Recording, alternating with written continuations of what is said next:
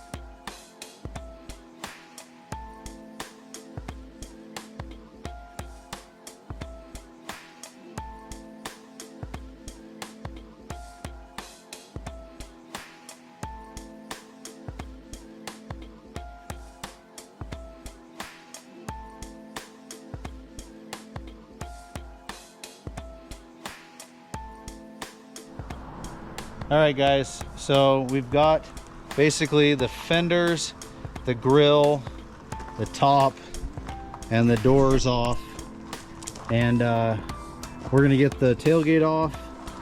We may pull the windshield frame off here, and I'm gonna leave the hood on here for a while just to keep the engine covered till I'm ready to uncover it. But basically I had one bolt here that was being a pain, so I ended up just taking the grill and the fender off anyways together. This side's a little rough. We got some Swiss cheese here, so we'll definitely have to look for another inner fender, which sucks because I had a good pair of these that I ended up selling a while back. But you know, the pillars here look pretty good, the A-pillars, so I'm sure we'll have to get back in here and, you know, replace the rocker, replace the floor pan, which isn't too bad. So anyways, that's kind of our update for today.